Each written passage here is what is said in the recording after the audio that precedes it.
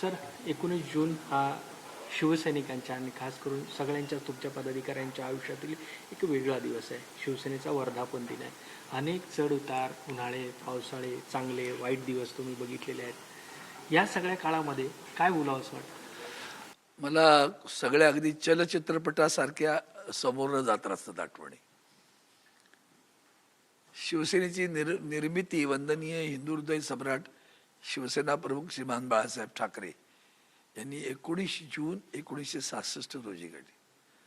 58 वर्ष पूर्ण होतील उद्या. हा सगळा जवळून संघर्ष बघितला, अनुभवला. बघणं वेगळं आणि अनुभवलं वेगळं. आम्ही अनुभवलेलं आहे. आणि मग पहिल्या निवडणूक महानगरपालिकेची निवडणूक अगोदर ठाण्यात नगराध्यक्षाची निवडणूक झाली, ती अगोदर झाली. मग छोट्या बंधून त्यावेळेला स्ट्रीट प्ले केला होता, लिहिला होता त्या निवडणुकीसाठी. मग आम्ही महानगरपालिकेची मुंबईच्या निवडलो आणि मग त्यावेळेला ती गाणी सगळी आता जसं आम्ही धगधगता अग्नी म्हणतो तसं त्यावेळेला आमचं होतं ते. आणि म्हणून ठाई ठाई घोष एक शिवसेना जिंदाबाद, विजयश्रीची माळ कुणाला उगीच का हो करता वाद, ठाई ठाई घोष एक शिवसेना जिंदाबाद, असं आमचं ते गाणं होतं त्यावेळेला. पेटविला हा महाराष्ट्र आणि पेटविलीच जवानी या विजयी शिवसेनेने, असं ते गाणं असायचं. आणि मग साहेबांची थोडी क्लिप असायची. ते सगळं भारवलेले दिवस होते, चैतन्यमय दिवस होते, प्रचंड संघर्षाचे होते पण चैतन्यमय होते. मग 69चं झालेलं सीमा प्रश्नासाठी झालेलं इथं आमच्या नायगावाला भोयवाड्यामध्ये त्रिकोणी मैदान म्हणायचे त्याला. नंतर आत्ताचं नाव आहे सदाकांत ढवण मैदान. सदाकांत ढवण आमचे शिवसेनेचे शाखा प्रमुख होते, पदाधिकारी होते, संघर्षशील जीवन जगणारा माणूस, सैनिक होता. तर त्या मैदानातनं बाहेर पडले साहेब आणि दंगा उसळला आणि लोकांनी एकदम मनावर घेतलं की हा विषय आहे, बेळगाव, कारवार, निपाणी, भालकी, बिदरचं संयुक्त महाराष्ट्र झालं पाहिजे. ते आंदोलन अखंड दिवस झालं. त्यातमध्ये वंदनीय शिवसेना प्रमुखांना त्या काळात झालेली अटक, शिवसेनेचे सगळे सहकारी नेते साहेबांचे, मग मनोहर जोशी सर, नेताजी साळवी, ही सगळी दिग्गज माणसं साहेबांबरोबर होती. आणि ते संघर्ष जीवन आम्ही पाहिलेलं आहे. मराठी माणसाच्या न्याय हक्कासाठी निर्माण झालेली शिवसेना, ते ब्रीद वाक्य, ते व्रत आजही शिवसेना जगते आहे. आणि त्या जगण्यामध्ये सगळ्यात महत्वाचं काय आहे, ती कधी लाचार झाली नाही. मराठी माणसाच्या न्याय हक्कासाठी लढताना ती लाचार नाही झाली, स्वाभिमानाने जगली. मग 1977चा मधला काळ आला. आम्ही 42 नगरसेवक महानगरपालिकेत तेव्हा निवडून आले होते 68 साली. मग तो मधला काळ आला, सगळा जरा शांतता, म्हणजे सामाजिक कार्याला झोकून देणं. खरं तर तेच तर त्यांचं ब्रीद वाक्य होतं ना. मला कळतच नाही अजूनही की आता सेक्युलर बिक्युलर हे सगळे शब्द आणतात, समाजवाद आणतात, तेव्हा खरं तर तो त्यांनी अक्षरशः आचरणात आणलेला माणूस. ते दैवत आमचं असं होतं की त्यांनी विचार दिला आणि तो आचरणात आणला. म्हणजे तुम्ही 2 विचार बघा तुम्ही. नंतर मग भारतीय कामगार सेनेची स्थापना, पण त्याच्या अगोदर त्यांनी मराठी माणसाला एकत्र करताना त्याच्या न्याय हक्कासाठी म्हटलं. तेव्हा मराठी माणसातल्या जातीपातींमुळे मराठी माणूस दूर आहे. आज त्याची चिंता वाटते मला की ते आम्ही अजूनही आमच्या अंगवळणी पडलं नाही, पचनी पडलं नाही. म्हणून त्यांचं ते वाक्य माझ्या छातीवर असं कोरल्यासारखं आहे. ते ब्राह्मण ब्राह्मणेतर, मराठा मराठेतर, 96 कुळी 92 कुळी, उच्च नीच दलित दलितेतर, घाटी कोकणी स्पृश्य अस्पृश्य, सारे भेद गाडा आणि मराठी माणसा एक हो.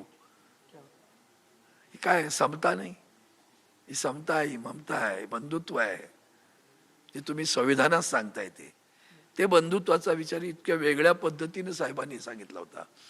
आणि मग संघ ह्यामध्ये मराठी माणूस नोकरदार जास्त, मग नोकऱ्यांमध्ये त्याला मिळत नाही, नोकऱ्या मागण्यासाठी लोक जाणं. नोकऱ्या कसल्या मागतात, नोकऱ्या देणारे व्हा, साहेबांचा विचार. मग त्यांनी ती भारतीय कामगार सेना काढली. तेव्हा टोकाच्या भूमिका घेऊन काही युनियन लढत होत्या आणि त्याचा आपण परिपाक पाहिलेला आहे की जसं आपलं वस्त्रोद्योगातल्या सगळ्या गिरण्या कशा टोकाच्या भूमिकेने वाताहत लागली ते सगळे. आणि उद्योग जगताची तर आता ह्या सरकारनं पूर्णच वाताहत लावून टाकलेली आहे. म्हणजे सगळंच टेम्पररी करून टाकलं. शाश्वताकडनं अशाश्वताकडे नेण्याचा मार्ग म्हणजे भारतीय जनता पार्टीचं सरकार. त्यांनी सगळे कायदेही तसेच करून टाकले. पण उद्योग जगला तर कामगार जगेल. आणि हक्क मागताना कर्तव्याला विसरू नका हे सांगणारे शिवसेना प्रमुख. मग ही जी ह्या ज्या त्यांचे जे विचार कोरलेले आहेत ना, मला अजून आठवतं जेव्हा स्वातंत्र्यवीर सावरकर सभागृह पूर्ण झालं नव्हतं तेव्हा आमचं एक अधिवेशन तिथं झालं. त्या अधिवेशनामध्ये साहेबांचे असे कोट्स मी स्वतःच्या हस्ताक्षरात त्या भिंतीच्या खांबावर लावले होते, प्रचंड मोठे त्या अधिवेशनामध्ये. मग रायगडचं अधिवेशन असेल, इथलं अधिवेशन असेल, पुण्याचं अधिवेशन असेल, नाशिकचं अधिवेशन, सगळ्या अधिवेशनांमध्ये सहभागी होण्याचं भाग्य मला मिळालं हिरीनं पुढे जाणं. आणि सगळ्यात मोठी गोष्ट कोणती काय, आज आपला मराठी माणूस विसरतोय सगळं. नव्या पिढीला त्यांचा दोष असं नाही की त्यांचा जन्म उशिरा झाला, त्यामुळे त्यांनी संघर्ष नाही पाहिला. आज तुम्ही स्वाभिमानाने फिरताय ना मराठी करून, वंदनीय शिवसेना प्रमुख नसते तर काय असा क्षणभर विचार कसा. जसं आपण महाराष्ट्राबद्दल बोलताना किंवा देशाभिमान किंवा स्वराज्याची भूमिका मांडताना छत्रपती शिवाजी महाराज नसते तर काय झालं असतं असं जेव्हा विचार मांडतो ना, तसाच विचार हा इथं मांडला पाहिजे. वंदनीय शिवसेना प्रमुख नसते तर मराठी माणसाचं काय झालं असतं. आज जो स्वाभिमाने तुम्ही आम्ही फिरतोय आणि छाती ठोकपणे सांगतोय, हे तो जो आहे ना मराठी माणसाचा आवाज, तो हिंदुत्वाचा आवाज, तो देशातला हिंदुत्व सुद्धा काय, त्यांचं हिंदुत्व प्रबोधनकारांचा संस्कार काय बघा ना, त्याला धरून ते हिंदुत्व आहे. ते हिंदुत्व राष्ट्रीयत्व आहे, ते समजलं नाही लोकांना. धर्माधिष्ठीपेक्षा ते राष्ट्रधर्माधिष्ठित आहे. म्हणून ते म्हणू शकतात ना, देवळात घंटा बनवणारा हिंदू मला नको, आणि आता जय श्री आपण काय करतोय ते तुम्हीच ठरवा. हा फरक आहे, लक्षात घ्या. आणि हा फरक लक्षात घेतला पाहिजे. म्हणून मला मराठी माणसाला असं वाटतं की तुम्ही विसरू नका बरं. शिवसेना, वंदनीय शिवसेना प्रमुखांच्या विचारानं आणि आचारानं पुढं कोण नेतंय ते फक्त उद्धवजी बाळासाहेब ठाकरे. लाचार आणि विकली गेलेली माणसं साहेबांचा विचार पुढे घेऊन जाऊ शकत नाहीत, कारण स्वाभिमान शून्य आहेत ती. तो महाराष्ट्र धर्माभिमानच विसरलेली माणसं आहे ती माणसं. तो धर्माभिमान सांभाळणारी माणसं हवीत. आणि ती शिवसेना आदरणीय उद्धवजींनी दाखवून दिलं की महाराष्ट्र धर्माभिमान काय असतो. तो त्यांनी दिल्लीच्या नेतृत्वाला टक्कर देऊन दाखवून दिलं की शिवसेना खरी कोणाची, तर ती शिवसेना उद्धव बाळासाहेब ठाकरे यांच्या नेतृत्वाखाली शिवसेना, तीच खरी शिवसेना. आणि ती वाटचाल आज आम्ही पाहतो की असं लाखो करोडो लोकांना नोकऱ्या दिल्या असतील, कुठलंही त्याचा मोबदला न विचार करता. किती लोक आपल्याबरोबर, कृतज्ञता हा भाव विसरायला जातोय, त्याचं एक दुःख आहे मला खूप. करंगळी धरून चालवणारी आई आणि तीच करंगळी चालवून तुला उभा करणारी शिवसेना, याच्यात फरक नाही हो, ती आईसारखी आहे. सर, खास करून 2 वर्ष गेली बघितली तर थोडीशी खडतर होती. याही परिस्थितीमध्ये लोकसभेला चांगला निकाल लागलेला, आता तोंडावरती विधानसभा आहे. तुम्ही चांगलं एका शब्दात खडतर होती, मग ते खडतर याच्यामध्ये कसं म्हणतात. म्हटलं आदरणीय उद्धवजींचं त्यासाठीच मला अभिमान वाटतो त्यांचा. संकटी संधी माना असं ते म्हणतात. संकट ही संधी माना. त्या संकटात ज्या पद्धतीने ते उभे राहिले, आमच्या पक्षाचं नाव काढून घेतलं, आमच्या पक्षाचं चिन्ह काढून घेतलं. अशा वेळेला कुठलं तरी दुसरं नेतृत्व, दुबळं नेतृत्व हडबडलं असतं किंवा एखाद्या टोकाची भूमिका घेतलं असतं किंवा तिसरं लाचार झालं असतं. हे तिन्ही मार्ग त्यांनी स्वीकारले नाहीत. त्यांनी धर्माभिमानाचा मार्ग स्वीकारला, महाराष्ट्र धर्माचा मार्ग स्वीकारला. महाराष्ट्र धर्म राहिला तुम्हा कारण, तसं म्हणतो ना, तसा आहे हा.